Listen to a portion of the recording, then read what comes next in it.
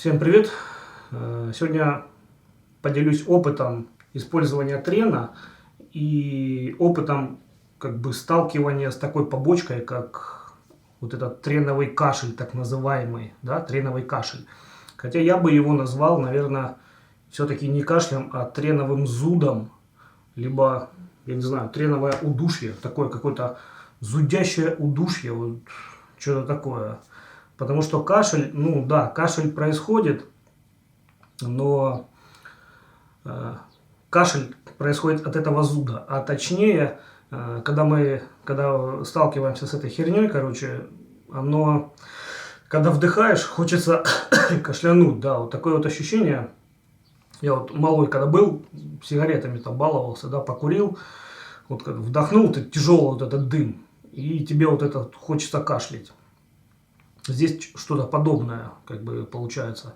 Ну, кашлять смысла нет, потому что оно не прокашливает.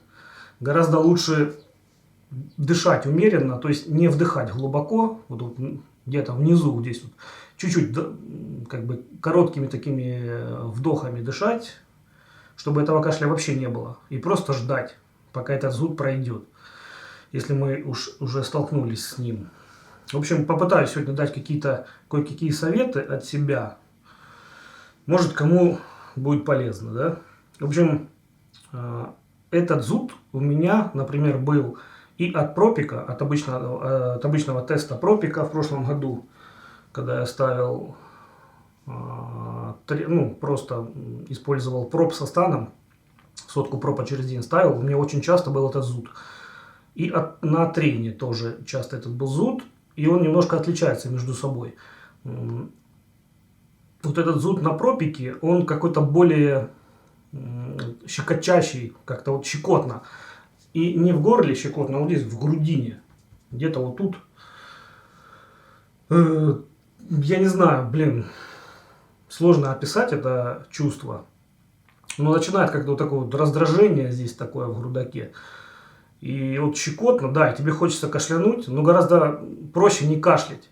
Вот если люди мнительные, да, если вы начнете глубоко вдыхать, да, вам будет хотеться кашлять, и можно начать паниковать, вот это закашляться, короче, и чем больше ты кашляешь, тем, получается, ты в порочный круг такой впадаешь. Ты кашляешь, вдыхаешь глубже, да, у тебя пульс учащается, короче, гораздо лучше это состояние перетерпеть вот спокойно, в спокойствии. Главное не паниковать, потому что начнешь паниковать, начнешь кашлять, начнешь вдыхать, а когда вдыхаешь, да, тебе еще больше хочется кашлять, и, короче, ты там можешь накрутить себя капец как, да, люди бывают мнительные, можно накрутить себя конкретно. В общем, просто переждать, если уже такая херня произошла. Причем бывает, уже укол ты поставил, ну, мне жена ставит укол долго, да, 2 минуты. У меня как бы еще во время укола, через где-то минуту начинается эта тема. Если человек поставил быстро, он уже может вытащить иглу, уже как бы подумает, все нормально, а потом только начнет у него вот этот приход может пойти. Где-то через, если он поставил за полминуты, да, то есть через полминуты после укола у него только может начаться этот зуд, этот треновый кашель. Чему я это говорил, неважно. В общем, от тестостерона, пропика, более щекотно, да, как-то менее болезненно. А вот от трена, оно вот именно такое состояние, в общем, более болезненное состояние, жгучее, такое вот именно больше жгет. Очень похоже, но все-таки от трена менее приятно, в общем, это ощущение, вот этот треновый кашель, он менее приятен, чем пропиковый кашель, так скажем. Например, на длинных эфирах у меня не было, вот на тестостероне Энки никогда такого вообще не было. Я ставил до 500, максимум, да, 2 куба. Никогда такого не возникало. На пропике возникало часто, причем чем... Блин, ягодицы более ушатанные, убитые уже, да, то есть, когда ты долго ставишь, там, месяц, 2, 3 месяца, там уже живого места не остается, там уже задница реально синяя вся. Вот здесь вот каждая инъекция была вот с этим зудом. не было таких инъекций, чтобы не было этого зуда у меня вот в прошлом году. Практически не было. В этом году с треном, пропик с треном, когда я ставил, то было, то не было. В общем, от чего это происходит? Происходит этот зуд, потому что мы попадаем в какой-то сосуд, либо рядом с сосудами, с какими-то там, хер его знает, как так получается. В общем, это все происходит от того, что попадает часть препарата в кровоток. И почему-то именно мы это чувствуем вот здесь, то есть в легких или возле легких, да, где-то, ну, я не знаю, почему так. Вот, блин, без понятия. Чувствуем мы именно здесь. То есть препарат у нас попадает, то есть масло, получается, да, у нас попадает в кровоток. Это, конечно, наверное, как бы не очень хорошо. Все-таки оно и через мозг, получается, проходит, да, там какие-то, мало ли, что там может этим маслом, какой-то тромб образоваться. Ну, вот я не знаю, здесь это может быть гонево какое-то, потому что я не медик, хер его знает. Может быть и в сердце, да, ну, то есть попадает какой-то мелкий сосудик, может там забиться этим маслом, хер его знает. В общем, чувствуем мы это в легких, да, почему-то. В общем, сегодня что-то я хреново, блин, рассказываю как-то. От пропика это больше щекотно, от трена это жгет, и есть прям вот боль такая небольшая есть. И я ставил один раз, у меня был опыт, я поставил чисто без тестостерона, поставил куб трена отдельно, без тестостерона, кубик трена ацетата 100 миллиграмм. Когда я поставил его отдельно, блин, это была жопа вообще. Ну, было состояние прям вообще хреновое, прям очень сильно жгло. Я аж на секунду подумал, вот у меня было такое чувство, блин, да нахуй, вообще все это, нахер это все химло. Но оно было недолго, где-то минуту, потом оно прошло, я подумал, не, все-таки трен нормальная тема. Так, в общем... Что я вообще хочу рассказать-то, ладно, надо шпаргалку посмотреть. Так, в общем, больше это похоже не на кашель, а на зуд и удушье, да, я сказал. Происходит потому, что попадаем мы в кровоток. Почему именно в легких это происходит? Да, вот как-то не в легких, а я не знаю, вот как будто бы гортань, вот эта трахея, вот только вот здесь, в грудине. Вот она именно жгет, именно ее жгет. И когда глубоко вдыхаем, хочется кашлянуть. Такое состояние, как будто дымом каким-то надышались. Или набегались на, не знаю, на ледяном воздухе холодном. В общем, какие советы можно дать? Во-первых, не попадать в кровоток, да, это самый, блин, главный совет. Если мы не попадаем в кровоток, все четко. Все вот вообще офигенно. Как не попадать в кровоток, есть рекомендации, есть 2 ролика хороших, правда, хороших ролика на канале «Химический бункер». Там Евгений Козырь рассказывает, как не попадать в кровоток. Он советует, когда мы поставили инъекцию, оттягивать поршень. И как бы если там нет крови, то все супер, мы ставим препарат. Но я не знаю, я так никогда, честно, не пробовал. То есть, ну вот, поставил, если там нет крови, а что там есть? Что там, какая-то жидкость выйдет, тут интересно, даже не пробовал. И второе, вот, как бы, что мне не нравится в этом способе, то есть, ну, мы вытащили, ага, есть кровь. Он там рекомендует на 0,1 или 0,2 кубика чуть-чуть, то есть оттащить, там получится капелька крови. Вот есть у нас эта капелька крови, ага, значит, типа, вытаскиваем, мы попали, то есть в этот сосуд, вытаскиваем этот шприц, меняем иголку, ну слишком просто много гемора, да, меняем иголку, у нас в шприце уже кровяка, там она будет в виде такой бляшечки небольшой. Что ее, эту кровь обратно загонять себе в задницу или как? С другой стороны, она по идее должна, если мы ее загоним в общий шприц из носика, да, она будет вначале в носике, эта кровь. Если мы ее загоним в общий шприц, она должна потом в конце все равно в самый последний заходить. Как бы мы будем ставить препарат, Если второй раз у нас все нормально пройдет, потому что у нас второй раз тоже мы можем загнать, поставить новую иглу, загнать, опять оттянуть, опять кровь, да, там сколько раз эта процедура может повторяться, я не знаю. Ну, допустим, ну, в общем, такой способ, посмотрите, у Козыря, он там слишком подробно не вдавался вот в эту тему, насчет, что делать с этой кровью, загонять ее в себя обратно. Не знаю, что там, мне как-то не хотелось бы загонять в себя вот эту запекшуюся, да, свернутую кровяку. И пролезет ли она потом уже второй раз, когда она свернется, она забьет только шприц и иглу точнее. Поэтому вот я не знаю.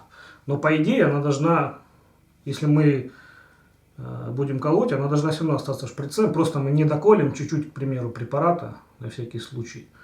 Но будет такой вот менее, немножко, как препарата чуть-чуть останется. В общем.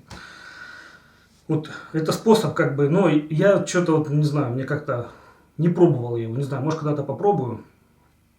Я терплю. То есть не знаю, пока вреда я от этого не вижу никакого, но, конечно, нежелательно, наверное, потому что мало ли, да, где оно в легких этот спазм произойдет, либо хер его знает, может он в башке может произойти. Ну, как бы такая вот стрёмная немного тема. Это первый, да, самый четкий способ. Если мы не попадем в сосудик в этот, то не будет никакого тренового кашля. Второй способ — разбавлять трен тестостероном. И лучше всего тестом энкой разбавлять. От энки вот у меня такого никогда не было. По-любому я там попадал в эти сосуды, потому что я еще ни разу не оттягивал этот поршень. Вообще ни разу. Сколько я теста переставил. От пропа бывает вся эта тема, от энки не бывает. Поэтому если мы, например, если у нас идет ну короче, разбавлять тестом, если это возможно, разбавлять. Чем сильнее, чем меньше будет составляющая трена и больше, например, тестостерона, тем, опять-таки, оно будет менее болезненно это все проходить. Потому что вот чисто трен, я всего один раз ставил чисто трен, и я как раз попал таки в сосудик там, и мне это ни хрена вообще не понравилось. А если бы у меня было потом 2 куба, то я не знаю, блин, вот реально было больно. Я даже чуть-чуть как-то на минуту запаниковал. Блин, думаю, ё-моё, я уже столько переставил его этого трена, и сейчас вот такое. Прям было вообще хреново, честно говорю. Так, разбавлять трен. Дробить инъекции трена. Да? Дробить его. Если у нас, сколько там, например, трен энка идет. И, ну, тут опять-таки будет зависеть, смотря какой курс. Если трен энантат, а тестостерон у нас пропионат, то да, лучше добавлять по чуть-чуть трена в каждую инъекцию пропика. Свою недельную дозировку добавлять в уколы вот эти, которые будут через день у нас. Если у нас трен энка, и тест энка, ну, я предпочитаю раз в 4 дня ставить, да, например. Если мы ставим там, ну, в общем, дробить. Чем дробнее будем ставить, меньше. Чем меньше трена будет у нас в шприце, тем будет менее болезненно, если мы попадем в кровоток. Но опять-таки, лучше всего не попадать в кровоток. Но бывает, раз попали, вот такая вот тема. Чем меньше будет трена, тем будет проще это пережить, так сказать. Если мы попали, не вдыхать глубоко. Дышать ровно, не паниковать, самое главное. Оно пройдет. Где-то длится это, начинается где-то через... мне же наставить около 2 минут инъекцию. Где-то через минуту это начинается, и пару минут это длится. Всего лишь минуты 2-3. Потом еще пару часов может быть дискомфорт в горле. Вот если вдыхать на полную грудь, это будет чувствоваться в горле. Еще пару часиков там. Ну, в общем, не паниковать, дышать ровно, размеренно, не глубоко. Вот такие вот советы. Блин, больше, честно, я вот от себя других советов дать не могу. вот вычитал еще, точнее высмотрел в Ютубе, советуют этот Дон Тринбалон, канал такой, или канал по-другому, но он там себя называет Дон Тринбалон, он советует брать иголку, по-моему, он от двушки брал, и ставить на пол этой иголки. То есть там в двушке у нас иголка 3 сантиметра, да, 30 миллиметров, на 15 миллиметров ставить, ну, по сути, то есть он говорит, что мы так не достанем до сосудиков, ни до каких там, до кровотока не доберемся. Но если у нас прослойка жировая большая, мы вполне возможно, эта инъекция, она просто придется в жир, а не в мышцу. Конечно, блин, ну, зуда этого не будет, но могут быть другие последствия. Я всегда ставлю пятеркой, и эту пятерку мне жена загоняет на все. Пятерка там 40 миллиметров, 4 сантиметра. На все 4, да, может быть, получается шансов больше попасть в кровоток в этот, когда мы ставим глубже. Но если поставить не глубоко, может быть еще хуже. Вот так вот я скажу. Поэтому хреновый совет на самом деле.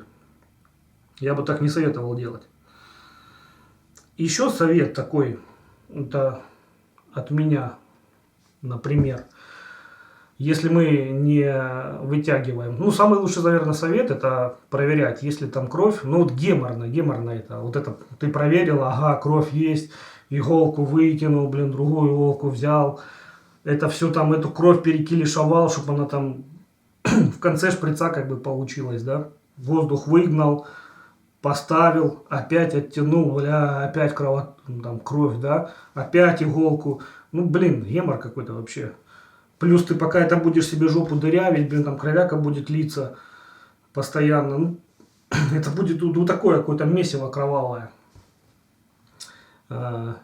Если мы не оттягиваем, да, вот я, например, не оттягиваю. Мне жена ставит очень-очень-очень медленно. Можно делать так.